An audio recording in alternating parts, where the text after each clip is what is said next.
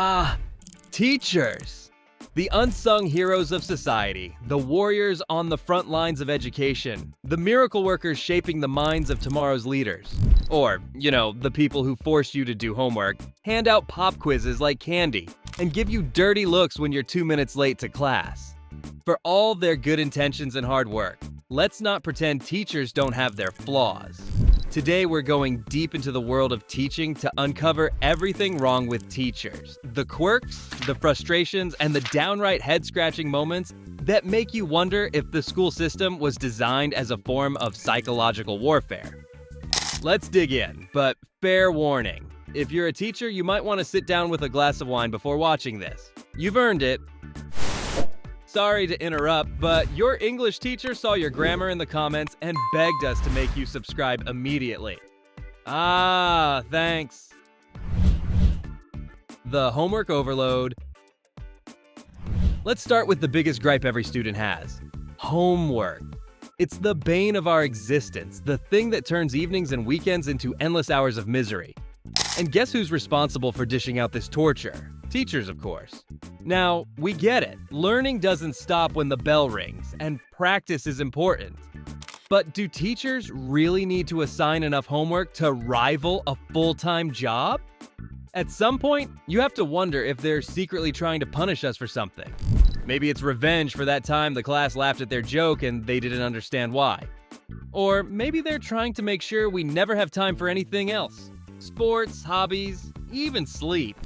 Do they really think we can just pause time and knock out 3 hours of math, 2 essays, and a science project before dinner? Dear teachers, we can't. Some teachers even have the nerve to say, it shouldn't take you that long. As if they've forgotten that their one assignment is being added to a mountain of work from 4 other teachers who all seem to think they're the only class we have. Teachers, please, we're begging you. We don't need 5 hours of homework every night to master the material. A little break might actually do us some good. The grading system. Ah yes, grades, the ultimate measure of our success or failure in school. But let's talk about how completely subjective and confusing grading can be, especially when it comes to teachers who seem to operate on their own personal grading systems. One teacher will give you an A for a paper that looks like you wrote it while half asleep, while another will hand back a perfectly polished essay covered in red ink and a big fat C at the top. What's the deal? Are teachers just grading based on their mood that day? Did we not use enough big words? Did we use too many big words? And then there's the notorious participation grade, which sounds easy enough, but is actually a minefield of teacher expectations. Some teachers expect you to speak up in class at least once a day to get full points. Others want you to lead a full-blown debate team session, citing sources and countering arguments like you're in a courtroom.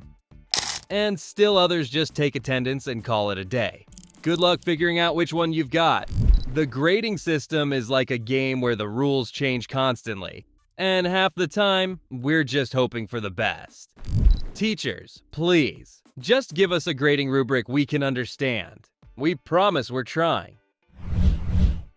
The favorite students? We all know that teachers aren't supposed to have favorites, but come on. We've all been in a classroom where the teacher clearly has a golden child who can do no wrong. It's not even subtle. The favorite can show up late, forget their homework, and still get a warm smile and don't worry, just turn it in tomorrow. Meanwhile, the rest of us mere mortals are lucky if we get a pass for sneezing too loud. We get it. Teachers are human, and it's natural to like some students more than others. But when it's painfully obvious, it starts to feel like a popularity contest we didn't sign up for. The teacher's favorite gets away with murder, while the rest of us are stuck with zero leniency for the smallest infractions. And if you're not the favorite, well, you might as well resign yourself to being invisible. You could be the next Einstein, and the teacher still wouldn't call on you unless you're practically waving your hand off in the air. Favorites are real, and anyone who's been in a classroom long enough knows it. The monotone lecture. We all had that one teacher who, despite being incredibly knowledgeable, could put an entire room to sleep faster than a bedtime story. It's not their fault, they're probably really excited about the subject. But somewhere between the excitement and the actual delivery, something went terribly wrong. Monotone teachers seem to have one setting: dull.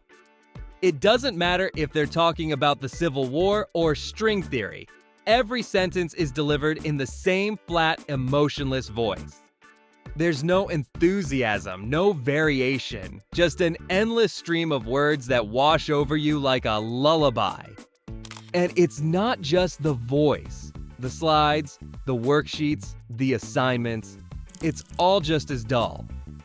By the time the class ends, you've forgotten everything they said because you spent the entire time fighting the urge to take a nap. Teachers, if you want us to stay awake, we need more than just facts and figures. Throw in a joke, change your tone, or give us something interactive. Anything to keep us from falling into a coma. The personal stories that go nowhere? We love a good story as much as the next person, but some teachers take relating to students to a whole new level. You know the type. They start telling a personal anecdote that might be relevant to the lesson, but then it spirals out of control into a long-winded tale about their dog, their weekend plans, or that one time they were in a rock band.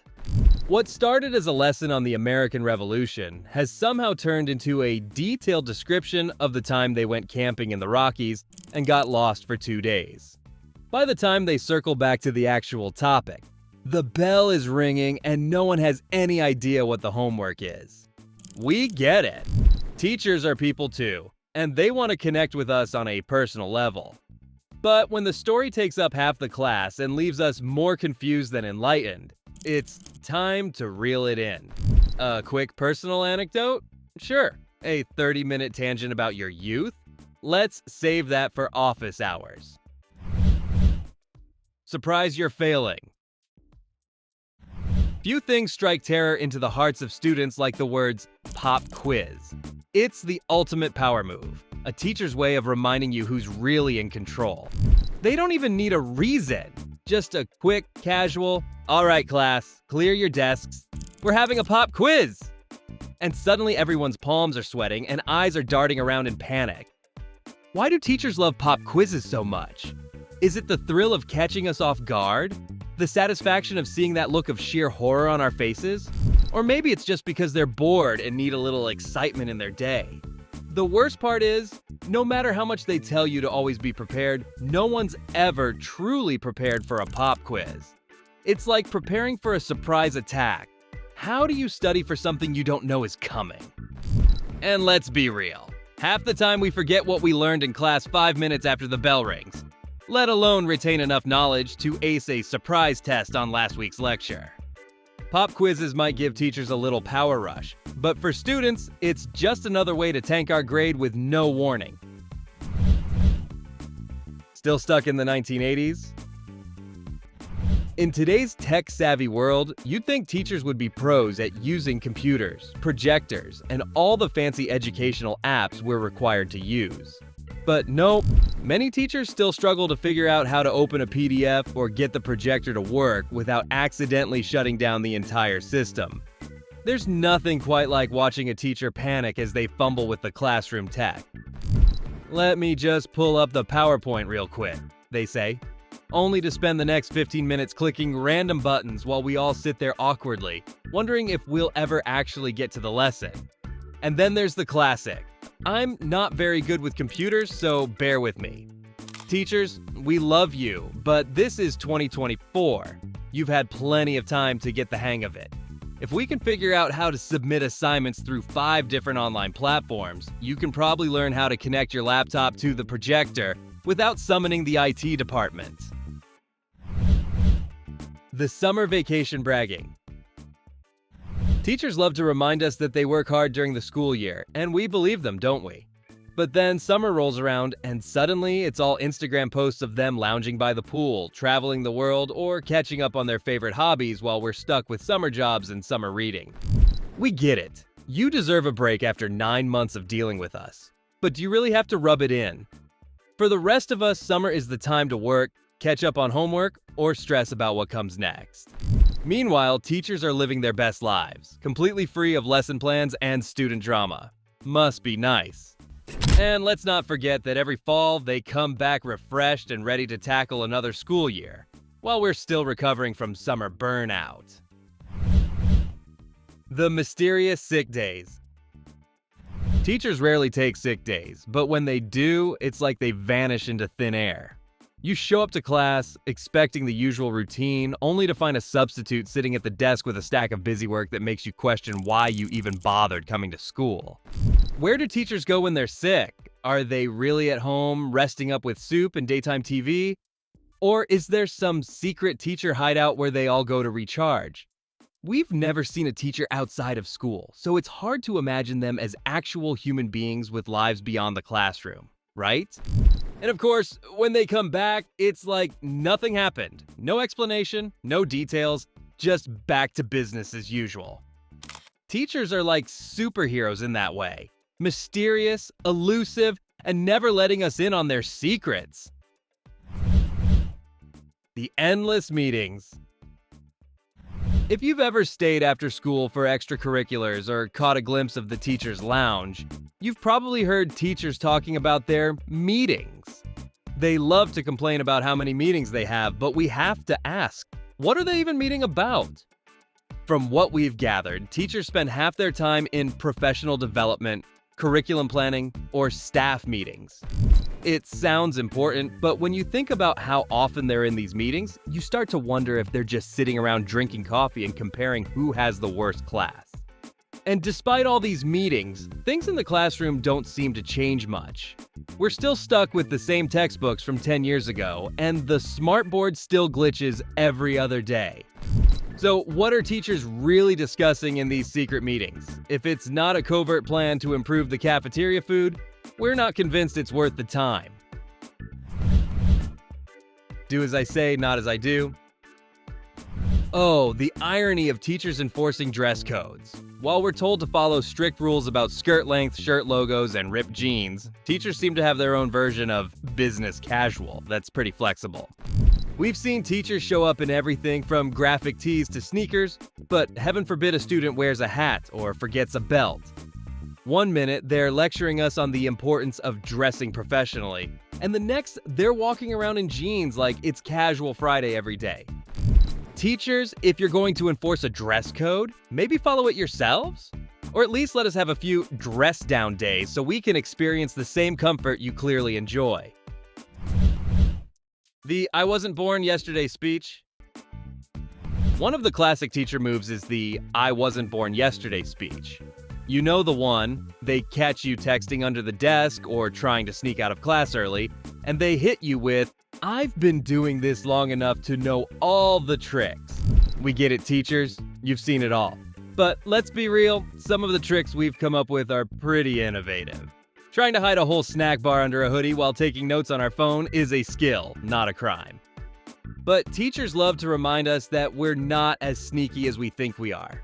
They see the side conversations, the passing notes, and the strategic bathroom breaks. And yet, even when we know they're watching, we still try. Because deep down, we all think we might be the exception. The one student who finally pulls off the perfect undetected text message. Guess what? We're not. The end-of-year burnout. As the school year drags on, you can practically see the light fading from teachers' eyes. By the time May rolls around, they're just as done with the year as we are. But instead of being open about it, they try to power through with forced enthusiasm and a series of increasingly nonsensical assignments. Just finish the worksheet, they say, when what they really mean is, I don't have the energy to teach anymore, and I'm counting the days until summer. By the end of the year, everyone is phoning it in. Students, teachers, even the janitors. The only thing keeping us all going is the promise of summer break. Teachers, it's okay to admit you're burnt out. We're all in this together, and we're just trying to survive until that final bell rings. Heroes or torturers? So, there you have it. Our beloved teachers. The people who hold our academic futures in their hands. Are they hardworking, dedicated, and underappreciated? Absolutely. Are they also occasionally frustrating, confusing, and maybe just a little bit power hungry? Yeah, that too. Whether you love them or hate them, teachers are a huge part of our lives. And despite their flaws, we wouldn't be where we are without them. So next time you're grumbling about your latest homework assignment or eye-rolling through a pop quiz, just remember, teachers are human too, and they're probably just as tired as you are. Do you have a favorite teacher? Let us know in the comments below, and don't forget to subscribe. Thanks for watching, don't forget to subscribe for more, and see you next time.